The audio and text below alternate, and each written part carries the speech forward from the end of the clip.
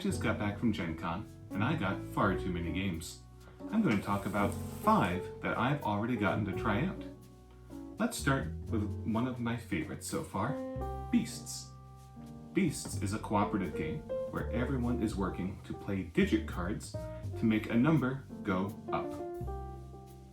In Beasts, players have a hand of cards, all of them 1 through 9, in different playing card suits. Your goal is to be able to continue to play cards that make the number get higher. Play a number in the ones place, play a number in the tens place, or in the hundreds place. If you play it in the tens place, you may discard the ones place. Play it in the hundreds place, you may discard either the tens, ones, both, or neither. One thing complicating that is the addition of beasts, which will come out randomly through the game and will block various spots. This game has been a huge hit so far with the 2 different groups I've played it with. Rules-wise, very simple. The complexity is purely in strategy, not in trying to figure out what the rules mean or what all the possible permutations are. I do wish that the rules for communication were a little clearer, but overall, it's been a big hit. Next up, Typeset. Typeset is a game where everyone is getting 1 letter at a time and trying to figure out which words to add their letters to. The first letter you get goes on line 1. Then you keep getting new letters, which you can use to start words or add on to words. You can add vowels at any time, and every game has a different ability you can use, available to everyone, usable 3 times during the game. Despite everyone getting the same options, everyone's final board did look quite different. The game is more multiplayer solitaire than I prefer, but we still had a very good time playing it. The central puzzle of trying to make the longest words, the push your luck aspect of when to get new letter tiles, was definitely a good amount of tension. We'll definitely be playing more of this and exploring some of the odder ability cards. Next up, an older game but new to me, Durian. I went to the Oink Games booth and asked for a bluffing game that wasn't fake artist, and this is what they gave me. Everyone can see all the fruit cards held by the other players, but not their own. On your turn, you can either add a new fruit card to the central order, or claim that you don't think that the central order can be beat based on the ingredients people are holding. If you ring the bell and therefore declare that you think the central order can't be made, then someone is going to make the gorilla manager angry. If you were correct that the central order cannot be made, then the last person to play an ingredient to the central order gets an angry gorilla point. Those are bad. Fewest angry gorillas at the end wins.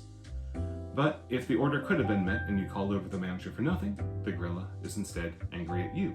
You get the negative points. This was a lot of light, quick fun that was perfect family weight. I'm excited to play it with even more than the 4 players that I had in my game.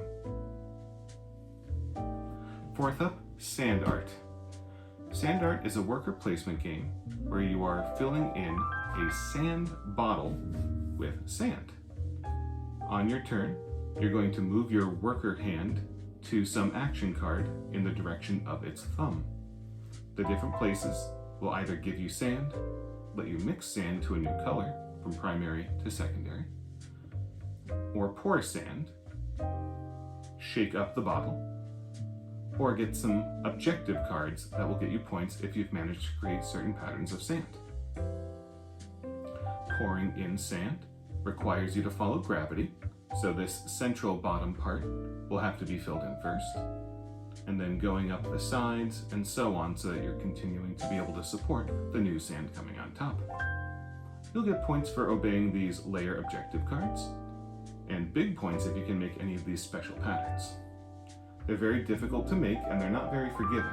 If anything of the same color touches anything that's supposed to be part of that pattern, it does not qualify. We unfortunately found a little disappointment in this one. The abilities are unlocked for each player when they have filled their bottle up to a certain level.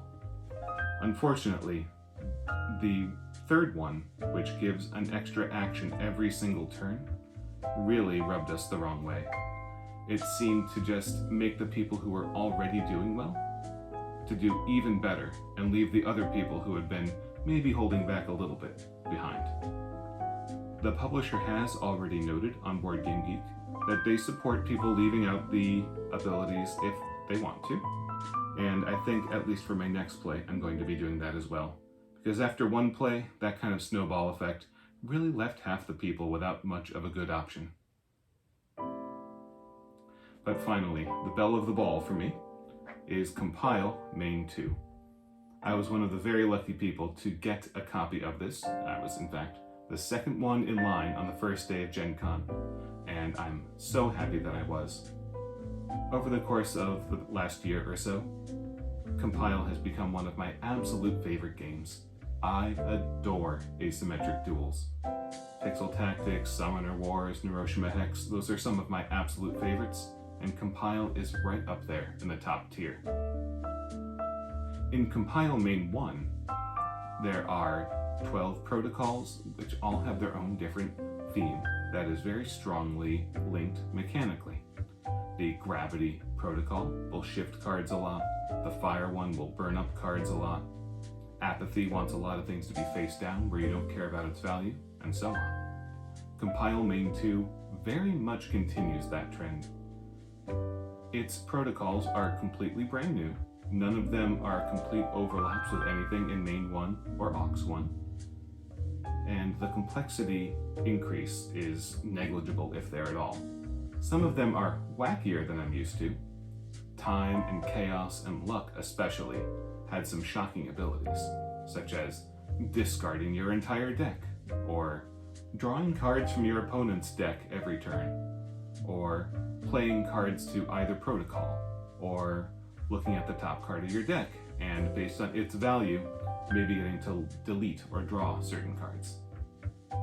But that wackiness isn't just for gimmicks, it plays very well. In my 5 plays of it so far, I have no suspected issues with balance. None of the cards or protocols seemed out of place, and I am very excited to integrate it with Main 1. So I know that Compile Main 2 is not completely out in the wild yet and won't be till October of this year, but once you have the opportunity, if you like anything that is an asymmetric duel, you should go for Compile. As I play more of my GenCon acquisition stack, I am going to be making more of these preview videos, and I hope that they're helpful in letting you know what I've found that's new to me. Thanks for visiting.